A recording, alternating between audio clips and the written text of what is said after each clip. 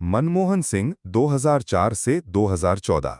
2004 में बीजेपी के हारने के बाद पूरा देश मानकर बैठा था कि सोनिया गांधी प्रधानमंत्री बनेंगी, लेकिन उन्होंने खुद पीछे हटकर मनमोहन सिंह जी को आगे कर दिया। ये भावुक फैसला नहीं था, ये ठंडे दिमाग का पॉलिटिकल मास्टर स्ट्रोक था। 2004 में अटल जी की सरकार इसलिए नहीं हारी कि उन्होंने कुछ भी काम नहीं किया था। स्वयं अटल जी का नाम इस देश में उस वक्त और आज भी इतना बड़ा है कि उन्हें विपक्षी भी आज स्वर्ग चले जाने पर भी इज्जत से नाम लेते हैं।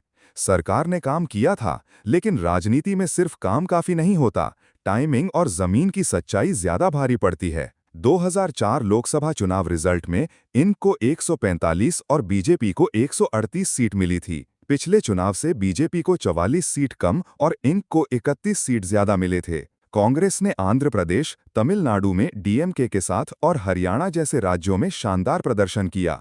वहीं भाजपा को उत्तर प्रदेश और बिहार जैसे प्रमुख राज्यों में सीटों का भारी नुकसान हुआ था। बिहार में राजद ने शानदार प्रदर्शन किया था, जिसका इनाम फलस्वरूप लालू यादव को केंद्रीय रेल मंत्री बनाया गया। यूपीए गठबंधन 218 सीट्स लगभग, एनडीए गठबंधन 181 सीट्स लगभग, वाम दलों सीपीआईएम सीपीआई आदि ने रिकॉर्ड 59 सीटें जीती थीं और उन्होंने यूपीए सरकार को बाहर से समर्थन देने का फैसला किया। 2004 से पहले टीवी पर इंडिया चमक रहा था, लेकिन गांव में किसान कर्ज में डूबा था, बेरोजगारी बढ़ रही थी और आम आदमी को वो शाइनिंग अपने घर में नहीं दिख रही थी। यही सबसे बड़ी गलती थी।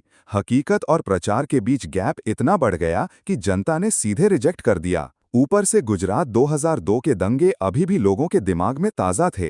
अल्पसंख्यक वोट पूरी तरह खिसक गया, गठबंधन भी ढीला पड़ गया था, छोटे छोटे सहयोगी दल भरोसे में नहीं थे। जब अटल जी हार गए तो विपक्ष विदेशी मूल का मुद्दा लेकर आग लगाने को तैयार बैठा था। दूसरी तरफ कांग्रेस के अंदर भी अलग अलग गुट थे।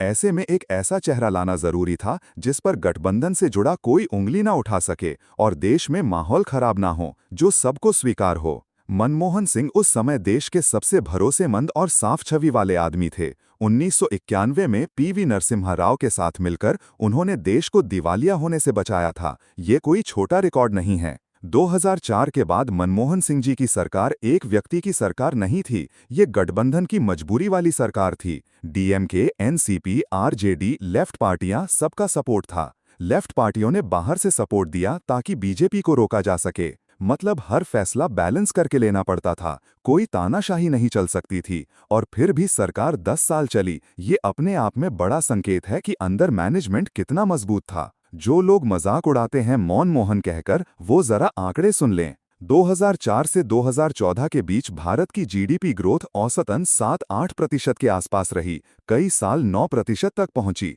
ये वो दौर था जब भारत दुनिया की टॉप ग्रोइंग इकोनॉमी में गिना जाता था। करोड़ों लोग गरीबी रेखा से ऊपर आए। वर्ल्ड बैंक के हिसाब से लगभग 14 करोड़ लोग इस दौरान गरीबी से बाहर निकले।